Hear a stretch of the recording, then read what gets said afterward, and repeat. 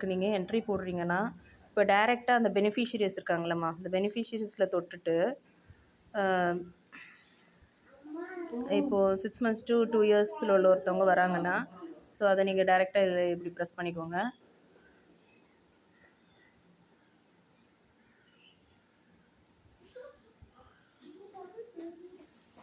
Axle பிரைட்டில் போயிட்டு recapture face இருக்குல்ல, இது ஒரு தடவை பண்ணிக்கோங்க. இது குழந்தையோட ஆதார் டீட்டெயில் மாற்றணுன்னா இதில் போட்டிக்கலாம். இதில் ஏதாவது டீட்டெயில் மாற்றினா இந்த பென்னு மாதிரி ஒரு இருக்குது பாருங்கள், அதை கிளிக் பண்ணி மாற்றிக்கலாம். இப்போ நீங்கள் ரீகேப்சர் ஃபேஸ் கொடுத்துட்டிங்கன்னா, ஒவ்வொரு பெனிஃபிஷியருக்கும் இப்படி பண்ணிட்டீங்கன்னா அடுத்து திருப்பி கேட்காதுங்க. ஆனால் உடனே நீங்கள் அந்த இதில் போய் டிஹெச்ஆர் பார்க்கக்கூடாது. ஒரு 1 மணி நேரம் கழித்து ஓப்பன் பண்ணி பாருங்கள். அது ஆட்டோமேட்டிக்காக உங்களுக்கு இந்த இதில் போயிட்டு நீங்கள் கொடுத்தீங்கன்னா, கண்டிப்பாக ரீகேப்சர் ஃபேஸ் கொடுத்தீங்கன்னா உடனே ஃபேஸ் அக்செப்ட் பண்ணிக்கும். திருப்பி டிஹெச்ஆர் கேட்காது. சரிங்களா? அது மாதிரி பண்ணி பாருங்கள். அதே மாதிரி ஃபேஸ் கேப்சர் பண்ணும்போது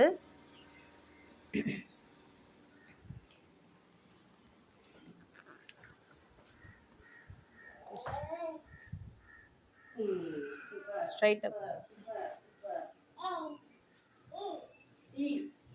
கண்ணை மூடி தருங்க.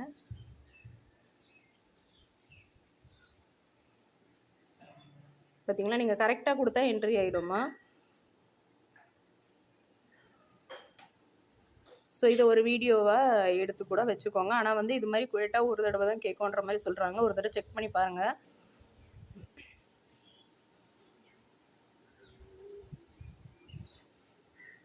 அடுத்தது வெரிஃபை ஃபோட்டோ கேட்கும். அந்த வெரிஃபை ஃபோட்டோ கிளிக் பண்ணுங்கள்.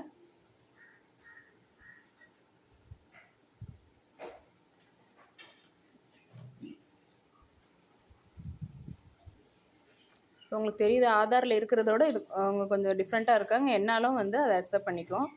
ஸோ இது மாதிரி எல்லோரும் ட்ரை பண்ணி பாருங்கண்ணே. ட்ரை பண்ணி பார்த்துட்டு 1 மணி நேரம் கழித்து டிஹெச்ஆர் 25 நாள் கொடுங்க. அடுத்தது ஃபோட்டோ கேட்காது.